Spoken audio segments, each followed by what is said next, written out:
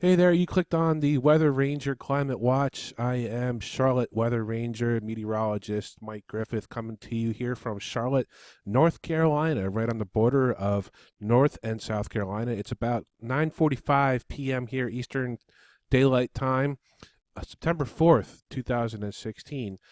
What I want to talk about is some things I've been seeing in the overall pattern and anomalies for this time of year. We're going to start off things with the northern hemisphere, top half of the Earth, IR, infrared satellite imagery. And you can see the tropics all down around in here, very active right now as we are getting into the peak of hurricane season. This is a very active zone right here as far as any type of tropical activity, waves, disturbances, depressions are concerned. We do have one right here that I want to point out, and make sure you follow that on our page. This is Invest 92L, and this is a tropical, this is just an Invest at this point, and possible paths are going up the East Coast, but most models right now, more than likely, are taking it somewhere into the Gulf of Mexico. So we're going to have to keep an eye on that. But anyway, let's get back on track here and talk about the long-term climate.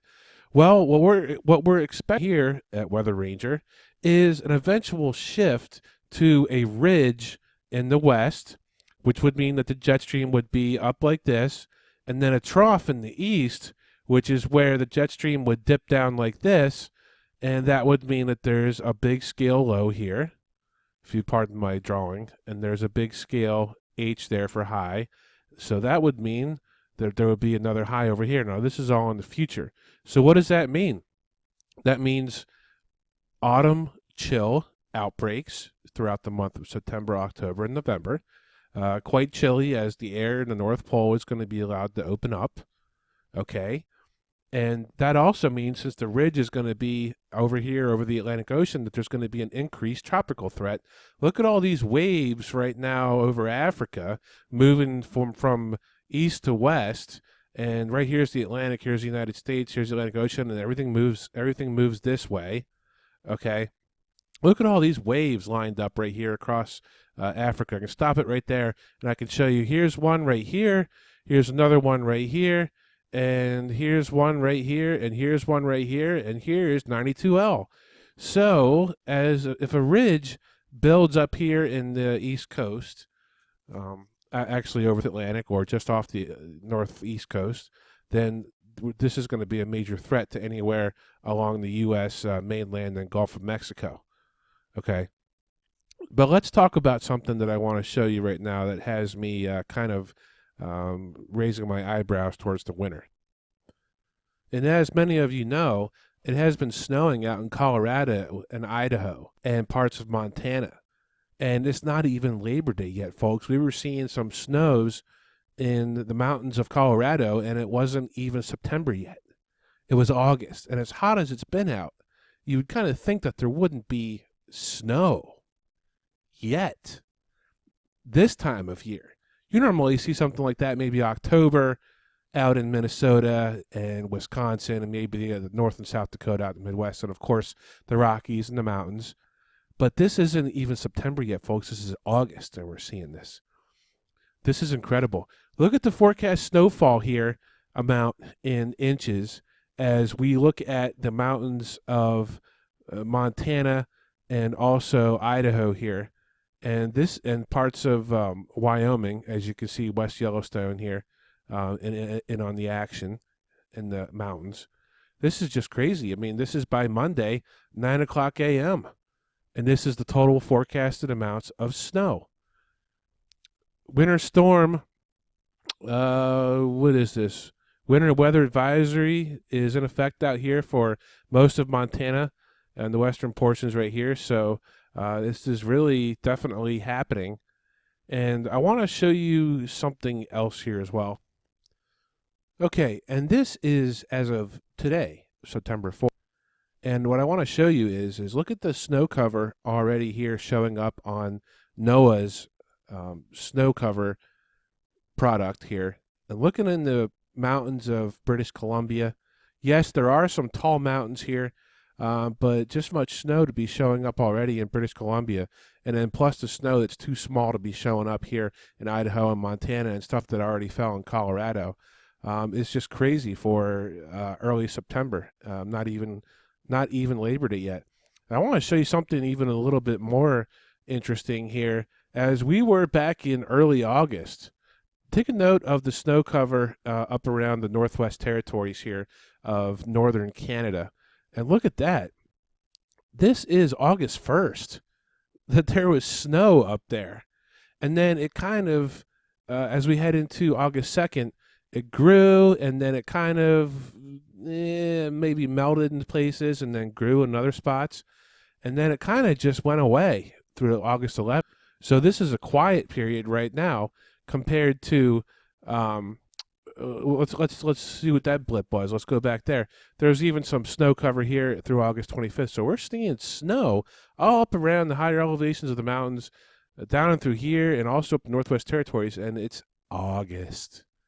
It's not even September yet. So this could be a really good news for any type of snow lovers, because now we're starting to get some snow and eventually some colder air here over the western part of Canada, which is going to open the door for this air to all become cold and just allow itself down into the northeast, which could mean an earlier than normal winter and, of course, a snowier than normal winter, at least at the beginning. But let's take a look at some other details here. I want to go back to sea surface temperatures, as this is an excellent way to forecast in the long term, because it's more of a given or a guarantee than the changing currents of the atmosphere are. All it takes is one little variable and everything is thrown way off. But sea surface temperature anomalies are more reliable in this sense. Cooler than usual sea surface temperature anomaly here along the equator, and I mentioned this in a previous video for climate, how this is referred to as a La Nina.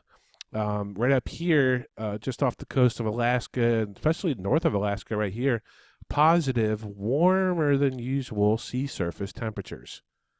Okay, and what does this mean? This means it's going to warm the air up, cause a big ridge of high pressure, which is what I was saying, is that ridge in the west over Alaska. Okay, now you want to have the ridge in a decent enough spot right here so that it allows the jet stream to go like this. And what does that mean? That means that all this cold air would be forced right into the eastern U.S. while the western United States would remain relatively warm.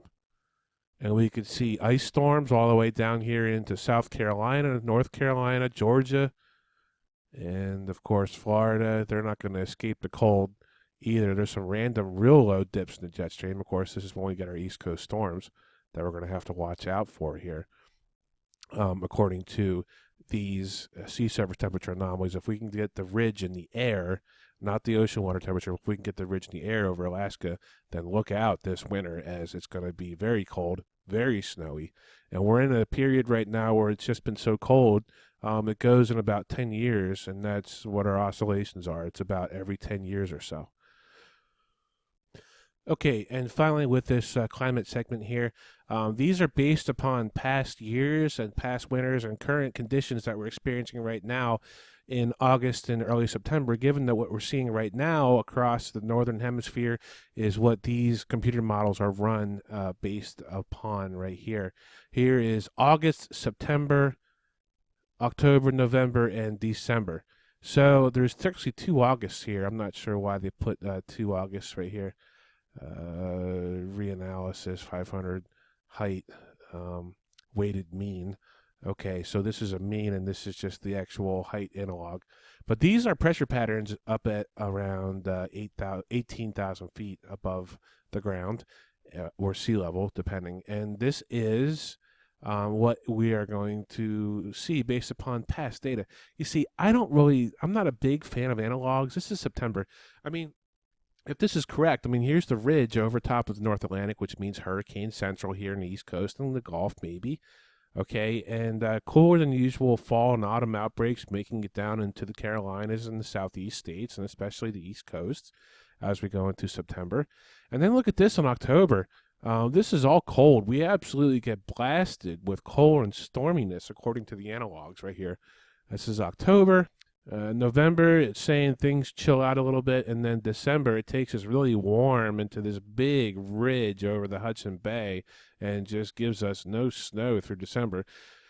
However, patterns can change, but I don't think it's going to change that drastically over that short amount of time. I can see it starting to build here in September, starting to get the cool fall autumn air outbreaks. Maybe a tropical storm or a hurricane, something in the September comes to a close. Then we're in October, and it just blasts us with some high latitude blocking up here, which doesn't allow any of the cold air to go back up here. It forces the cold air back down here, is what I should say.